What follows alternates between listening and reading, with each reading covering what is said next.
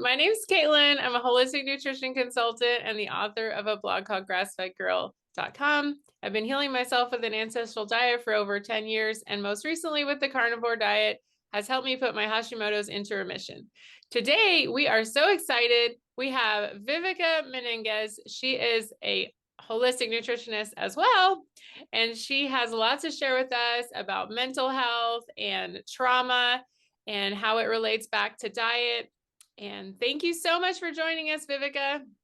It's my pleasure, Caitlin. Thank you so much for having me. Yeah. It's like you can't make new old friends. So Vivica is an old friend of mine, and she's helped me a lot in the past. And she even came and visited me one time in San Francisco. So, she's an amazing resource. You guys should follow her at at Nourish Caveman. He's the Nourish Oh, it Caveman. is. Okay. You're right. At the Nourish Caveman on Instagram. So tell us a little bit about your story, Vivica, and what you're into now. Well, I know we haven't caught up in a while, so there has been a lot of developments in my practice. And when Caitlin and I first worked together, I was more strictly like a nutritionist. And, I don't know if to call myself a holistic nutritionist or a functional nutritionist, but, I'm the kind of practitioner that sees the person as a whole and try to address, always the root causes, but also all the different systems of the body. So it all started, of course, with my own healing journey, and started back in the days with gallbladder disease, which then turned out to be hypothyroidism as well, and Hashimoto's. And then I had fibroids. So there was a whole number of things piling together, which sent me really deep into this journey of healing my body. And I started out eating like kind of like a paleo diet. This was like more than 10 years ago. And then evolved into a ketogenic diet. I've always done keto a very specific way because it's always been with whole foods and like clean foods, a lot of like veggies, not a lot of like substitutes. And eventually I started working with the carnivore diet, and this came about through some patients that I was working with, and also trying to find, the cases that you cannot crack, and like, what is it that is going to help these people? And of course, I did carnivore diet myself for about 3 months, really wanting to experiment on my own body. What I came to realize is that carnivore was not necessary for me, and it was actually not really beneficial because my gut did not like it. So I had good energy, I had good focus. I had already put my Hashimoto's in remission through keto, and then like carnivore was kind of an experiment, but I saw an amazing value of this diet for certain people with certain specific situations. And for me, it's very much related to microbiome and the ability of a person to tolerate fiber and how much out of balance your microbiome is. And I know probably your audience knows all about it because you've been educating them really well. So they know about your journey and like, you know, all the benefits of carnivore. In my case, doing a strict carnivore, only meat and water, really didn't work out because my gut went to like dead stop. Nothing was coming out of my body. And it was like, no matter how much fat I ate and like ratio of fat to protein, nothing worked. So I started reintroducing vegetables back into the diet. And then everything just changed and was better. So for the last 3-4 years, I've been kind of like fine tuning and continuing to experiment on like, what is the perfect way of eating for me. And at this point, I'm about 4 years postmenopausal. So I went into menopause at 50 and now I'm 54. And yeah, that's been a big change, dealing with the hormones. And we'll talk a little bit, if you want, about trauma and stress and how that affects hormones as well. And like the hormone chaos that I was coming from throughout my life into menopause, which wasn't pretty, and made the transition even though I did a lot of work with nutrition, there was still like some foundational elements that I could not override. So I was just trying to balance it all, try to balance my energy, of course, my mental sharpness, my mood. And these are all the different symptoms of depression that come about, depression, of menopause, which could be, and menopause and hypothyroidism can have similar symptoms, like depression is one of them. And then, there is like, of course, the hot flashes and the night sweats and all those things. And I had a little bit of a sampler of symptoms that I had to go through and work through. And that finally brought me to continue now as I am postmenopausal to try to understand like how much I can experiment with my eating, and also I travel a lot. And like I moved recently to a place that's kind of a food desert. So it's not California anymore. I'm now in Arizona. We don't have no farmers market like in California, not the same access to like really awesome seasonal things. But I did get a steer from a really awesome ranch here. So that was secured. So right now, basically, long story short, I'm at the place where I'm eating about 80% meat, maybe 60 to 80% meat. Meat is definitely the foundation of my sanity and my health. And I feel really good with it. I need to eat red meat every day because I really feel the difference if I don't. And like red meat really grounds me, grounds my energy, grounds my body, grounds my mind, my brain function. But then I also have to attend to the needs of my gut and my thyroid. So what I've been experimenting with is like how many carbohydrates I can add. And I've been like doing kind of like I've always done a bit of a cyclical diet where I start out very low carb in the morning and then add carbs like past midday so that I have a stable foundation of energy for the day. And now I've been kind of experimenting with adding more carbs. I've also been more active and started working out like with weight training, which is something new. I never done that before. And I am also like hiking a lot because I'm in Arizona and it's beautiful hiking here. So understanding how the carbs and the meat and my energy all plays together. So it's been, my favorite thing is to experiment and to find, crack the code, of like my biology and like at all levels, understanding also like how I stay symptom free, basically. And And how yeah, that so and that's how that been the journey. it's always changing too. I mean, for every, like you said, every age and, every stage of life, you need to adjust things. And like where you live and the time, the seasons and all that stuff. So I know one of the big things you're focusing on now is stress. So tell us a little bit about new things you've learned about stress. So yeah, stress and like, how a life experience relates at deeper levels to our levels of stress and our ability to handle stress, which has like, again, has been an experimentation that I needed to do for myself.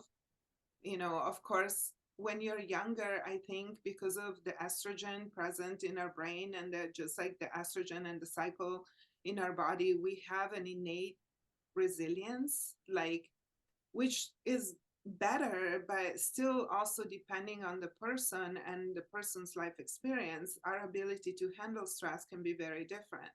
So there are a number of reasons, a number of like root causes that can really affect our ability to handle stress and then how the stress will affect us, both as a physical and a mental level. And like, for example, it's like prenatal trauma, like the stress that your mom had to go through when she was pregnant, which can really prime the nervous system for being super extra sensitive to any stressors, and just babies come out already primed for being stressed, and so this is one thing. And then you add birth trauma, which adds on top of that. And then there is like early use of antibiotics, which disrupts the microbiome. and kind of changing the microbiome, affecting it with antibiotics can change the relationship from the gut brain to the brain. And sometimes the functioning of the vagus nerve, so the communication between brain and gut. So that can also be, What if you had, what if you had all that? like, hello. Yeah. That's why I'm doing this research, right? When you do have all that. And yeah, when you have a lot of that, and I think a lot of us in this day and age, like we have experience with the way the birthing is, the way that, like, you know, relationships are and mother pregnancies, like just the way our society is structured, you know, there is a lot of stress already, and it's kind of like a self-perpetuating cycle. So how do we break out of this cycle? You know, I always like to say that a complex problem requires a complex solution. So this is why I started going beyond nutrition into like becoming even more holistic and learning about trauma and how that affects us and creates trauma can create autoimmune conditions. And actually, I think is one of the main causes of autoimmunity in a person Yeah. is not just the glyphosates and, you know, the pesticides and all those things that we know about already, but what opens us up for those things to come in and really affect us is the trauma. And I feel like, you know, if we are naturally born with this protection, or like our body works well and we are protected against diseases and against, you know, degenerative diseases and this kind of conditions, the trauma just makes us weak so that everything will affect us in a deeper way.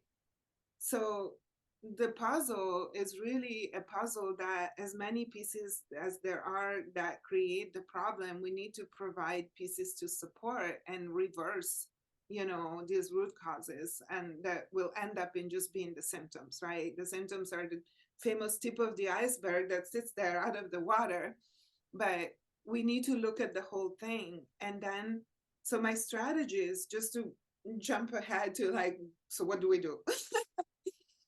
So my strategies have been, of course, we start talking about diet. So diet for me is always the foundation, because like we can manipulate our biochemistry so much by what we eat and what we take in. So the lack of nutrients, or, you know, the excess of stimulants or sugar or caffeine, you know, like all of these things need to be looked at. So with the diet, we really create this solid foundation for everything else to be able to like click into place.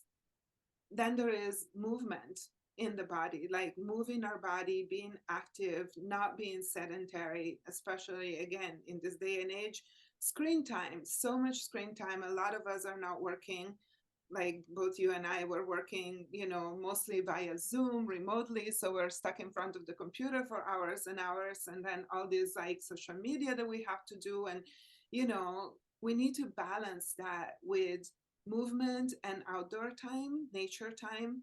I think those are, when combined, even better. Or if you like, you know, separate it, that's fine. But making sure we get like sun exposure, especially in the morning, very, very important, you know, for our brain chemicals, our hormonal health, the circadian rhythms.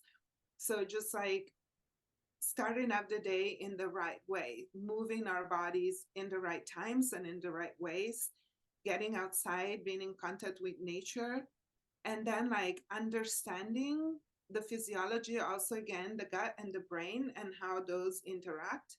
And so going back to the diet, having a diet that is supportive to our individual gut health, which can look very different from one person to another, but then also like targeted supplementation if needed to restore the gut and repair leaky gut or toxic gut, you know, all those things, so that our microbiome can be supportive of our whole health, you know, mental, physical, emotional, etc.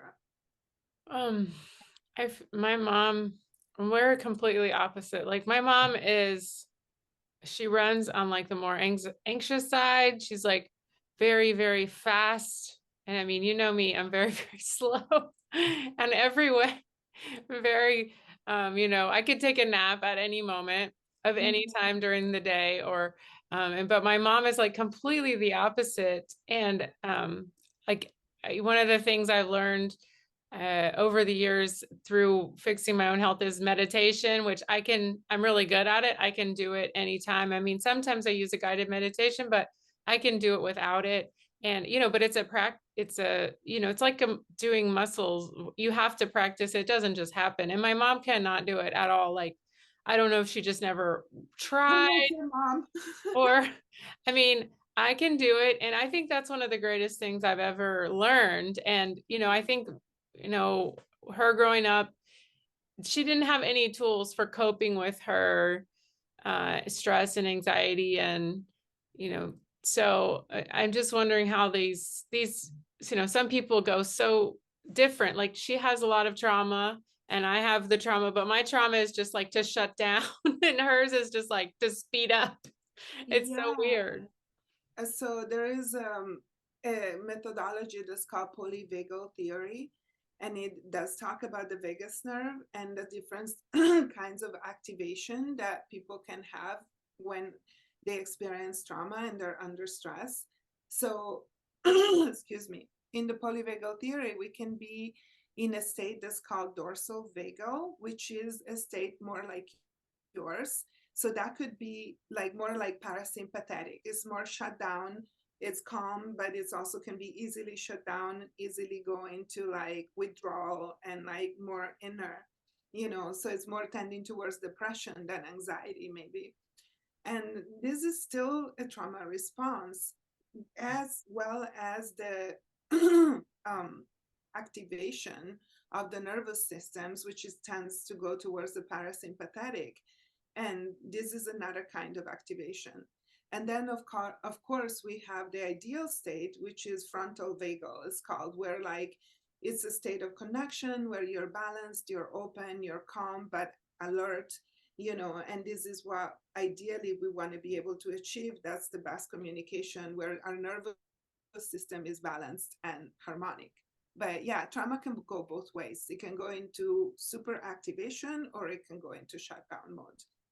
And I always want to be alone. And she always wants to be with people. And I'm like, what is your problem? Like, just take a nap.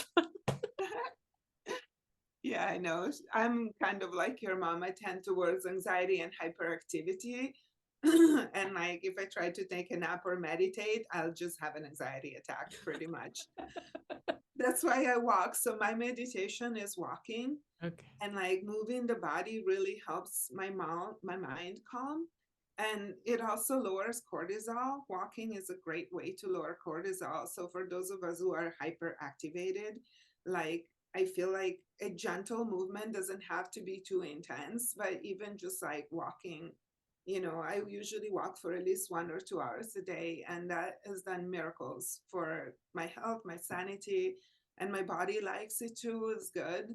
So it's like such an easy tool, but it's really helpful, just like as meditation would be, So you kind of like, you have to find what clicks for you, right? Well, that's one thing we found we can do together is walk because it's slow enough for me, but it calms her down. It's not too, Mhm. so where we might argue or something when we're walking, it calms us down so we don't like get on each other's nerves as much.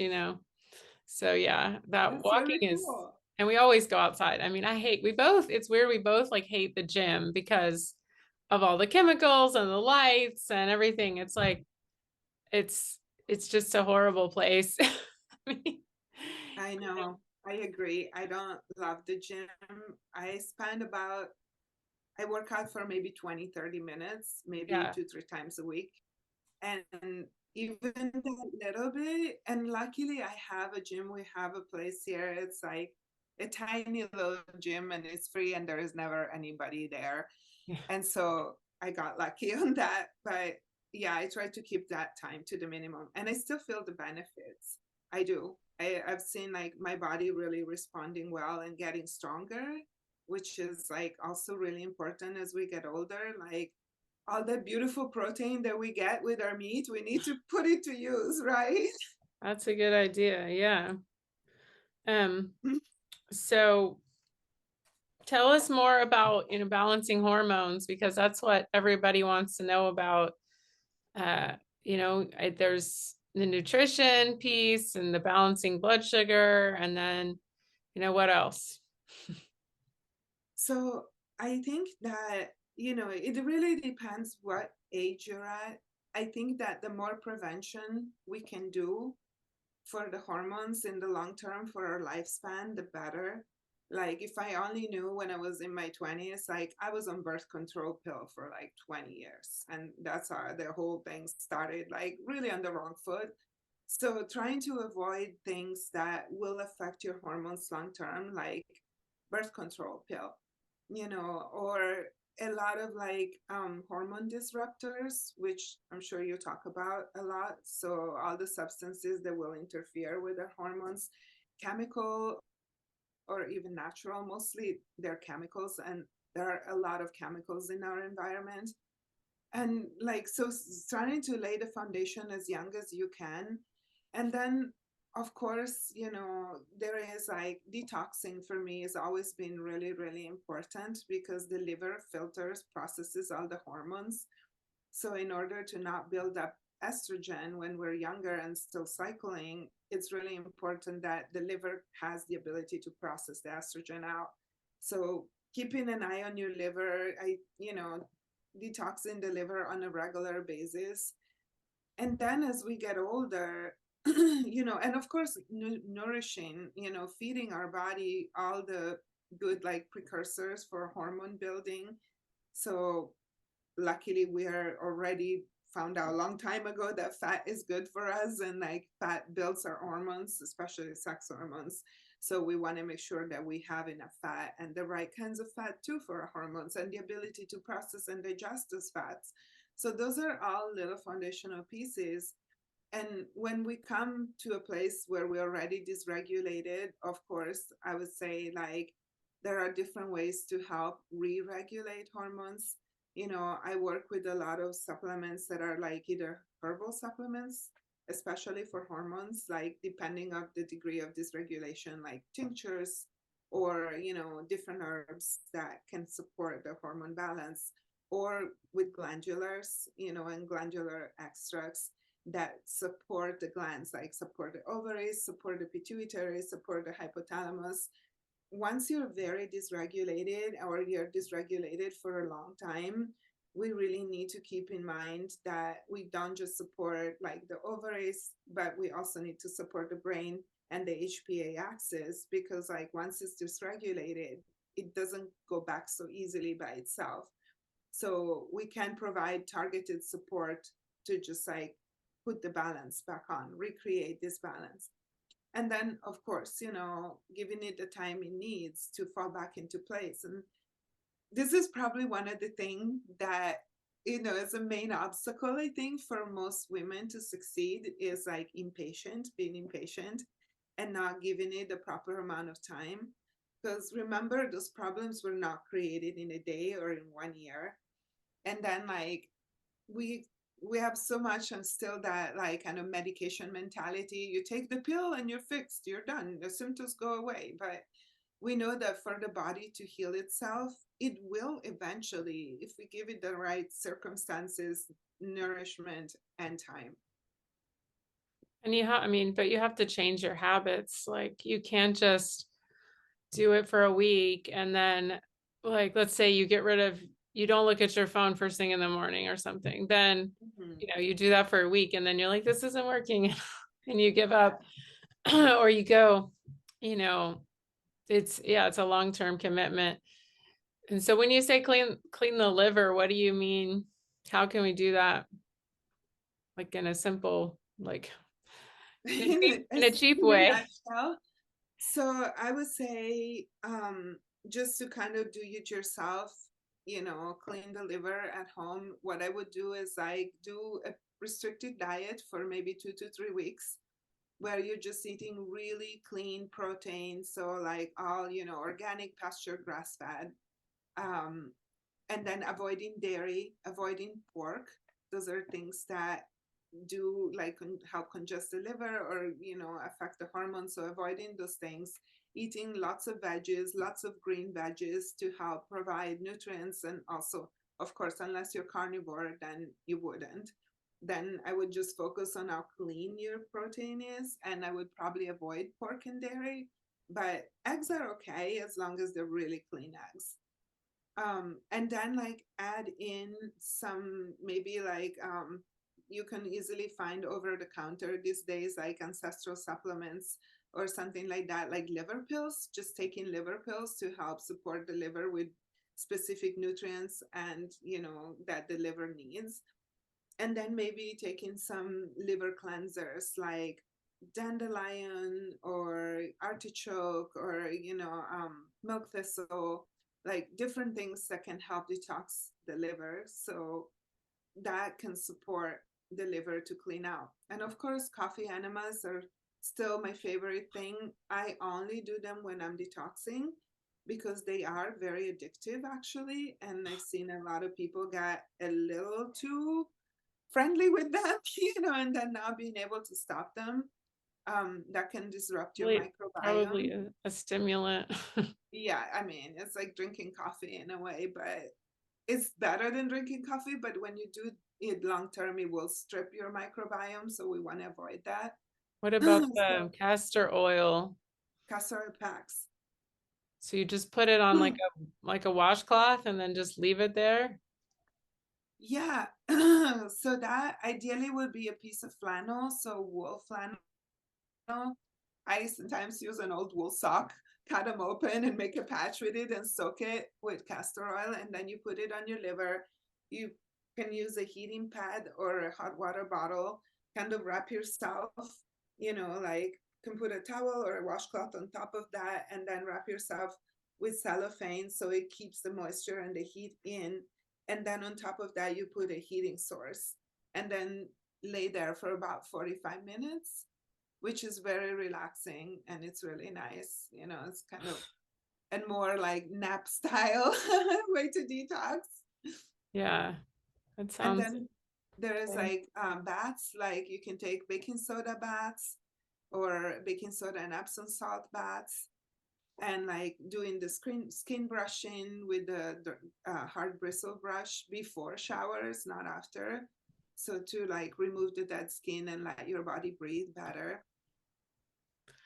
Um, oh, that's all good stuff you can do at home. Mm-hmm. And And when you infrared sauna, that's a great thing to help detox as well. Yes. what about the red light therapy? Mm-hmm.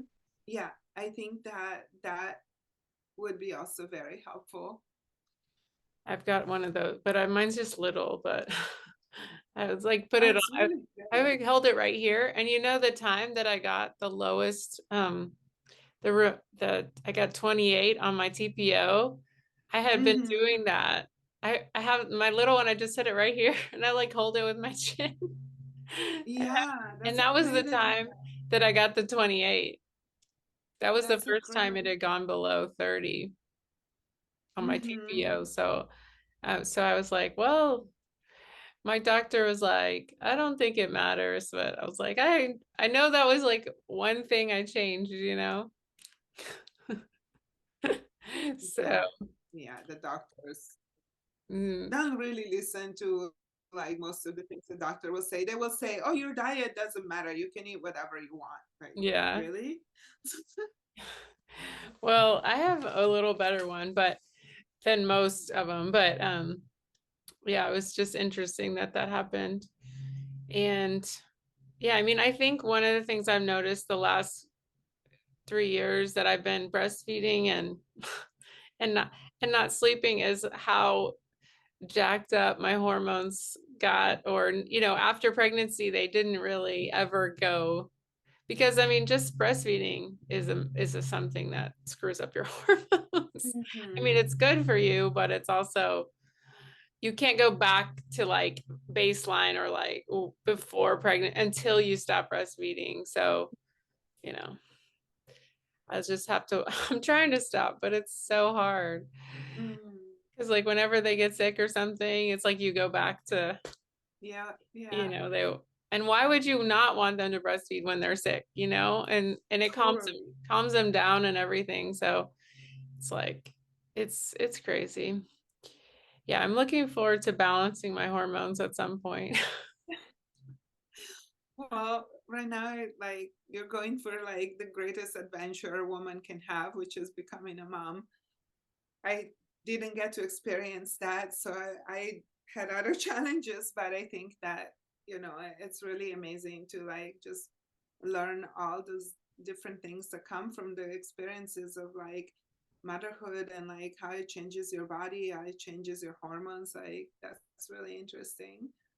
Yeah, and I had a C-section, and I think that, that was a big crazy mess. But I think,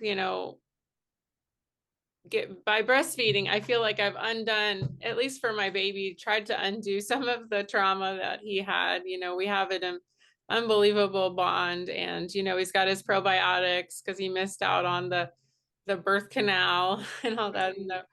And I've tried to avoid the antibiotics because um there's a lot of things you can do naturally to help them get over illnesses and stuff without going to antibiotics. I did have one time that I give it to him, but it was we were out of the country and I was like freaking out.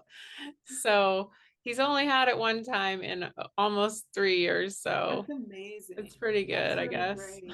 Yes. And I And then know, while for breastfeeding, I think that's really important. Yes. So that's yeah, great. and he had I I can't remember now, but yeah, only one time on antibiotics, which was because we were in an international destination, and I was freaking out because he was super sick. Oh, And so hopefully, with all that, we've done pretty well. And you can put garlic oil in their ears when they have like ear infections and stuff instead of doing.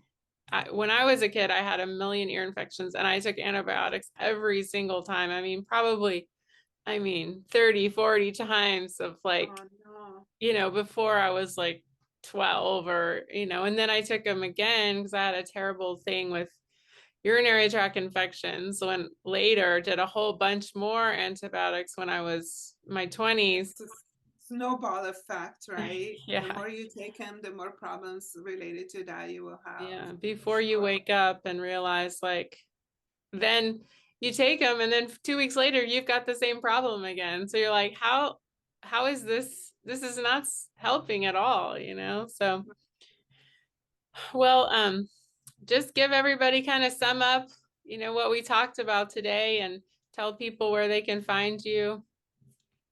Well, this was a lovely conversation. Thank you so much for having me. And I think the main idea here for me is like to like widen your scope when you have symptoms, be it hormones or being like, things like depression or anxiety. Like look at your body, look at your diet, look at the hormone balance for sure, and then you can also look into like trauma related causes that can sit at the root of it all, because like I've had many patients that all the physical stuff worked for a minute and then everything came back, and it wasn't until I found the deeper roots that were creating their issues that we could like finally make some successful changes. And again, patience, patience and commitment. And I know that healing yourself is not the easiest journey, because like goes like up and down, and it's can be maddening and frustrating, but if you stick with it, it'll definitely pay off.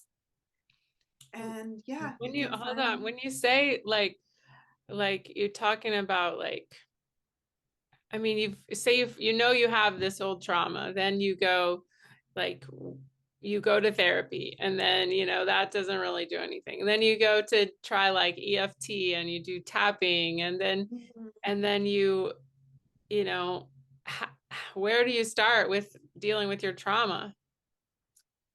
I think that well, if you mention Instagram, like I know that there are a lot of really good resources on Instagram. Like the holistic psychologist, like I really like her because she's very ground level and she explains things to people.